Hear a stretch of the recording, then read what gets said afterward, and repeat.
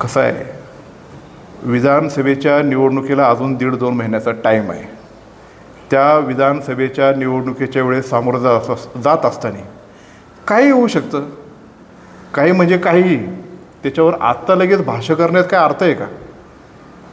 यदा कदाचित महायुती म्हणून आम्ही जेव्हा पुढं जातो आहे तर महायुतीतून सीट शेअरिंगवरून काय होऊ शकतं, यदा कदाचित दादा आणि साहेब एकत्र येऊ शकतात. म्हणून त्याच्यावर मी एक छोटा घटक आहे. मी फक्त 288 पैकी जुन्नर तालुक्याचा एक लोकप्रतिनिधी आहे आणि म्हणून पुढं जात असताना काय होईल आता मी कसं काय सांगू शकतो. आज काय चर्चा झाली पवार साहेबांबरोबर, आज काय चर्चा झाली?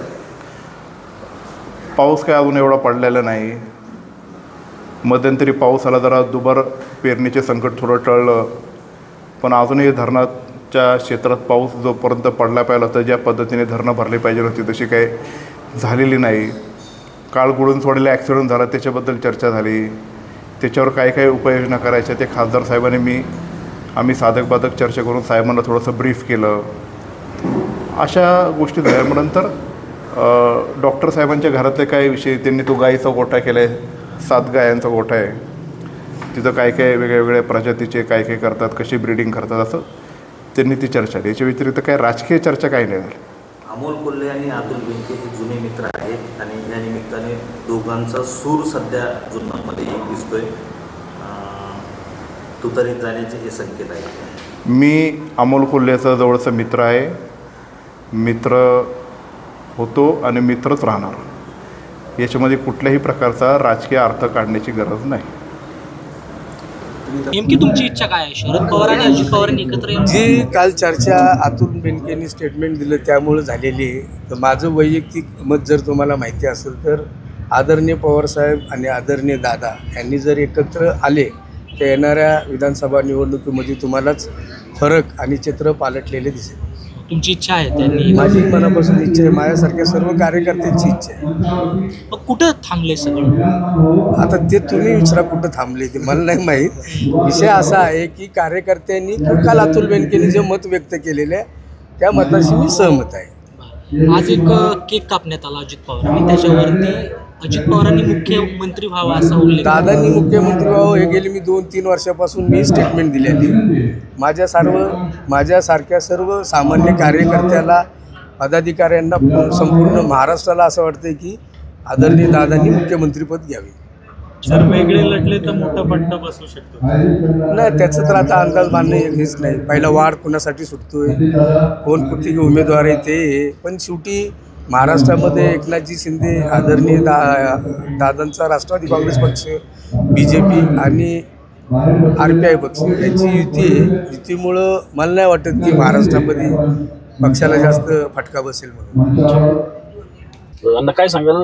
6 दिवसापूर्वी तुम्ही एक वाक्य घेतलं होतं की युती तुटल का नाही, वर बघितलं होतं तेव्हाकडे. त्यानंतर आता तुमच्या पाठोपाठच अतुल बेनकेंनी सांगितलं की अजित दादा असतील किंवा शरद पवार हे दोघं एकत्र येऊ शकतात. नाही, आज आदरणीय पवारसाहेब जुन्नर तालुक्याच्या दौऱ्यावरती असताना एक विधिमंडळातील आमचे सहकारी अतुलजी बेनके यांनी त्यांच्या मतदारसंघामध्ये साहेब येत आहेत म्हणून त्यांचं स्वागत केलं.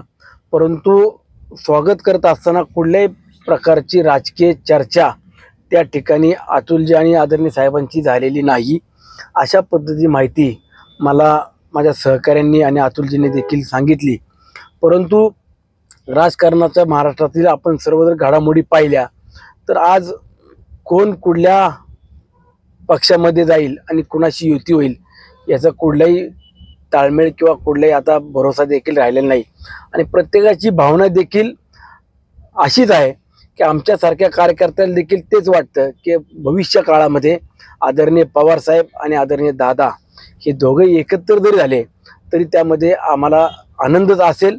परंतु हल्लीच्या राजकारणामध्ये काही मंडळी महत्त्वाकांक्षा ठेवून लवकरच महाराष्ट्राचं नेते कसं होता येईल किंवा आपल्याला महत्त्वाची जबाबदारी कशी मिळेल हे देखील स्वप्न पाहणारी मंडळी साहेबांना आणि दादांना एकत्र येऊ देत नाही आहेत. परंतु राष्ट्रवादी काँग्रेस पक्ष म्हणून, एक परिवार म्हणून सगळेच नेते मंडळी आदरणीय साहेब दादा एकत्र आले तर नक्कीच आम्हाला देखील त्याच्यात आनंद असणार आहे. तो व्यक्ती कोण आहे जो महत्वाकांक्षी आहे आणि दादांना आणि साहेबांना एकत्र येतो? तो सगळ्या महाराष्ट्रातल्या राजकीय नेत्यांना राष्ट्रवादी काँग्रेस पक्षातल्या प्रत्येक कार्यकर्त्याला देखील माहीत आहे की महत्वाकांक्षा कुणाची वाढलेली आहे, कुणाला लवकर महाराष्ट्राचे नेते होण्याची स्वप्न पडतायत.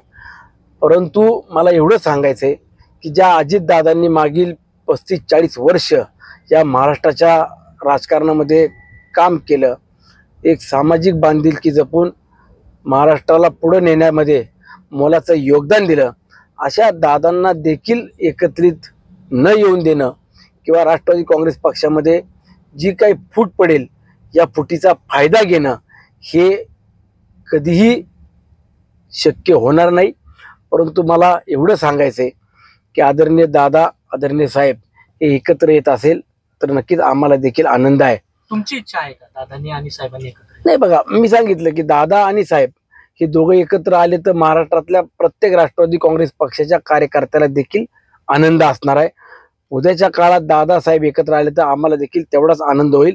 परंतु राजकारणामध्ये काय होईल काय होणार नाही यापेक्षा आज मी आदरणीय अजितदादांसोबत आहे आणि उद्या देखील भविष्यात दादांसोबतच राहील हा देखील मला या ठिकाणी नक्कीच विश्वास तुम्हाला द्यायचा आहे. त्यांना मात्र आपण पाहिलं तर या सर्व वक्तव्यानंतर कार्यकर्त्यांमध्ये कुठेतरी संभ्रम पाहायला मिळतोय. त्याचमुळे पाहिलं तर पिंपरीचे शहराध्यक्ष जे आहेत ते आता त्यांनी शरद पवार गटामध्ये प्रवेश केलेला आहे. मी पिंपरी चिंचवड शहराचे राष्ट्रवादी अध्यक्ष अजितजी गव्हाणे यांनी जो साहेबांच्या पक्षामध्ये प्रवेश केला त्या अगोदर दादांनी देखील त्यांना स्पष्टपणाने सांगितलं होतं की आगामी विधानसभेच्या निवडणुकीला सामोरे जात असताना महायुती म्हणून आपण तीनही पक्ष एकत्रितपणाने पुढे जाणार आहोत आणि ज्या ठिकाणी ज्या पक्षाचे आमदार आहेत ती जागा त्याच पक्षाला सुटण्याच्या 90% जागा या जवळजवळ निश्चित झालेल्या आहेत आणि त्यामुळे भोसरी विधानसभेची जागा ही स्वाभाविकपणे ही भारतीय जनता पक्षाला जाईल